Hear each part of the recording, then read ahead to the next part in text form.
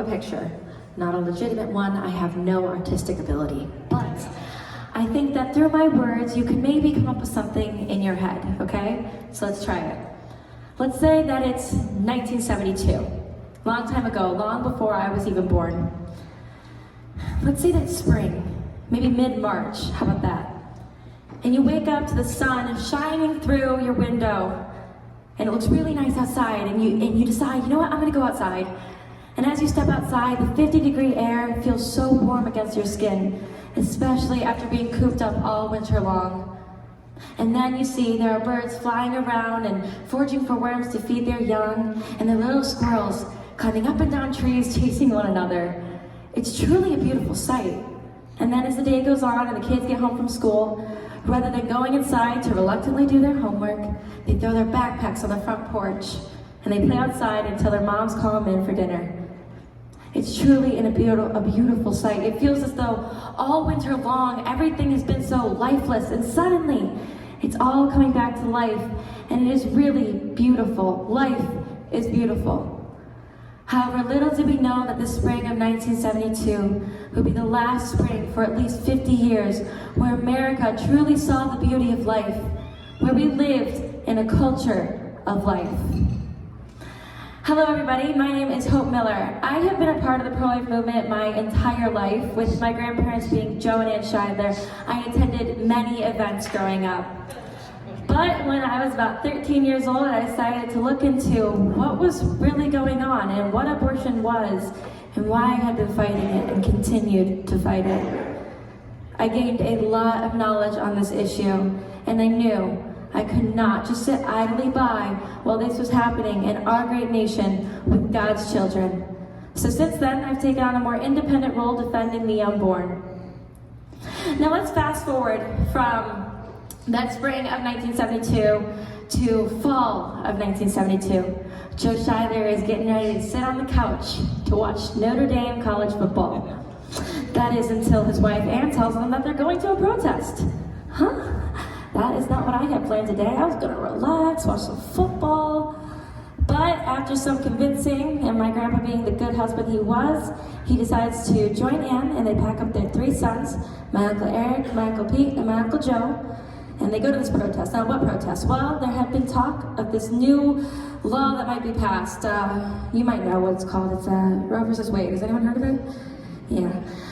So my grandpa thought, there's no way this could be passed. Are you kidding me? A civilized society like America? No way. Somebody handed this flyer to my grandpa, upside down in this way. And on the back of it, you can see a little baby in a garbage bag. This baby had been aborted. And shockingly enough, this baby reminded my grandpa a lot of apparently my Uncle Eric, who's my grandpa's oldest son. And it really struck my grandpa, and it stuck with him. And he wanted to do something, and he wanted to say something, but he was a father of 3, almost 4 kids, and he was a husband. He was the provider of their family. How could he do this? How could America allow abortion to be legalized in all 50 states? That seems insane. Well, January 22nd of 1973 came and it went. And Roe versus Wade was passed.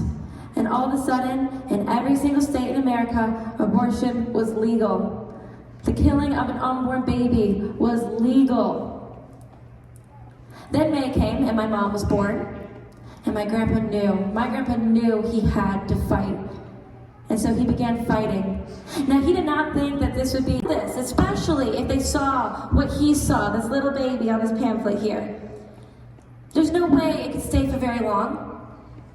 Little did he know that he would spend every last waking moment of his life fighting to end abortion, fighting to even see Roe versus Wade back in court.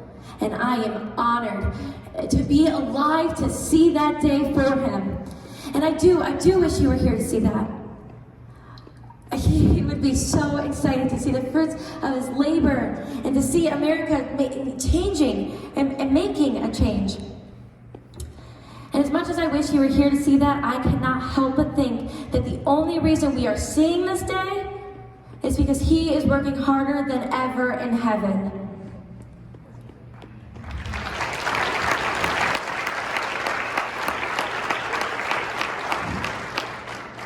This is a victory. This should be celebrated. I'm sure there will be parties. I'm sure everyone's going to be cheering. It's going to be like the Chicago Cubs won the World Series again.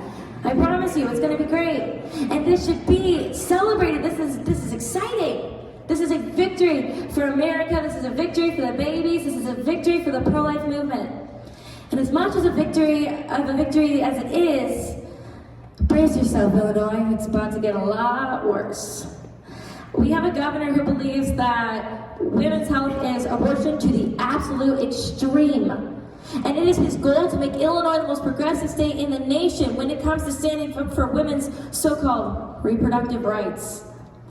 And Governor J.B. Pritzker has succeeded in that, to the point where a young girl can even get an abortion without not her parents' consent, but not without her parents even knowing.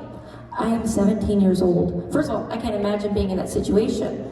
But I could not imagine being in that situation and not seeking guidance from my parents. I have to ask my mom what dress to wear today. I need my parents' help with like everything. I don't know how I could go through that without their help. And imagine if the governor were to take that right away.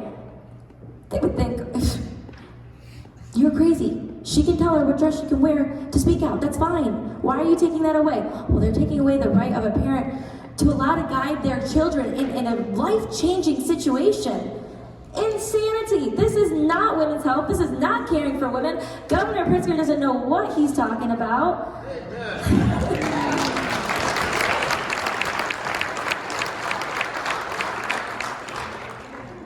Illinois is going to become America's abortion capital. Are you guys ready for this? We see 100,000 women each year out of state coming into Illinois.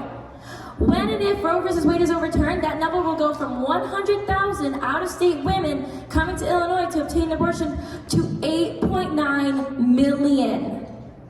We need women's centers on every single corner. We need to be showing the reality of abortion on every single street. We need to be praying outside of every single clinic day and night. We need to be going into our schools and teaching our kids that, you know what, abortion isn't healthcare. It is not women empowerment. This is not good. This is the killing of an unborn human being who is innocent. Every single one of us needs to stand up and do it. Now you may be thinking, Hope, I have a full-time job. Hope, I'm in college. I don't have time for that. Hope, I've got 3 kids of my own, 6 kids of my own. That really doesn't seem realistic for me. Well, I'll tell you this. My grandpa always told me, Hopi, and yes, he called me Hopi. I am so sorry you were born at this time in Illinois. I promise you, back when I was your age, it was a whole different world. Men treated ladies like they were ladies, and ladies were ladies. And life was precious, and people were kind, and people had a heart for God. And it was amazing. I am so sorry you were born in Illinois at this time. Grandpa, it's okay. I know that my almighty God would not put me here in Illinois at this time without a reason, without a purpose that would one day make me a saint. I just had to find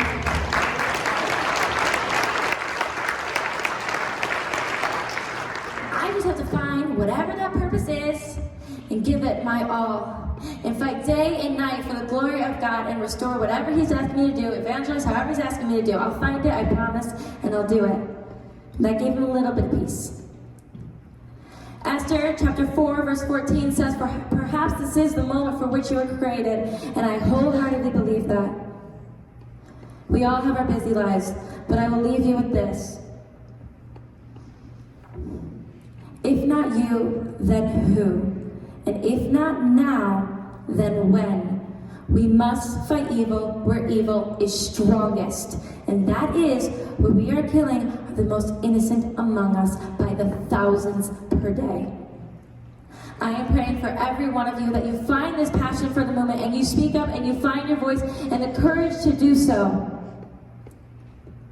Thank you so much.